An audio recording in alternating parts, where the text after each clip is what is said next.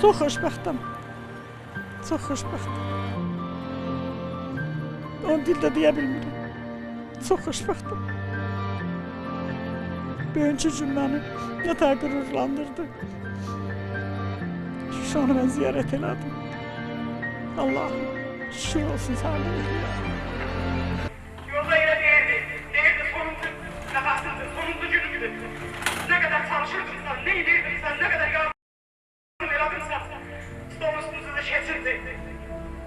İki gün sonra Aliya'da... Ben Hüseyin Əsgərovu da profesyonel bir jurnalist kimi tanıyıram. Onun Azərbaycan mətbuatında öz imzası ve yeri var. Müstəqillik dövrü Azərbaycan mətbuatının, jurnalistikasının değerli semalarından biridir.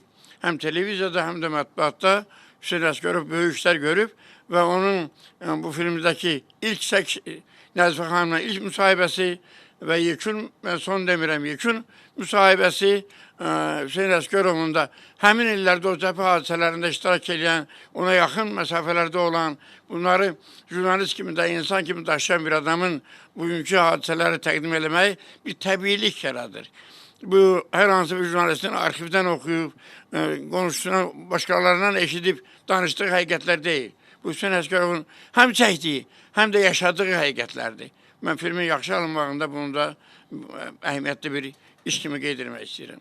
Hüseyin Əsgərovun fəaliyyətini də xüsusi qiymətləndirirəm. Bizim hörmətli, tanınmış, peşəkar jurnalistimizdir və bir səlnamə də hesab edirəm ki, onun o vaxtki müsahibəsi nəticəsində belə bir filmi ərsəyə gətirmək mümkün olubdur.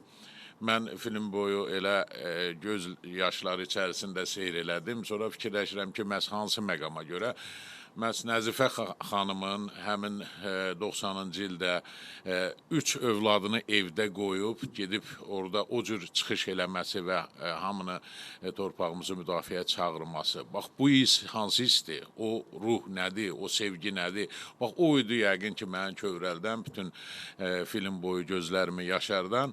Mən sədərəkdə döyüşdüyüm kimi öz oğullarımla Şuşada döyüşürəm. Məncə Şuşanı bundan gözəl, torpağı bundan gözəl sevdirən, əzizləyən, istədən başqa bir fikir ola bilməz. Bu bir ananın timsalında bütün Azərbaycan analarının fikridir. Bu Nəzifə xanımın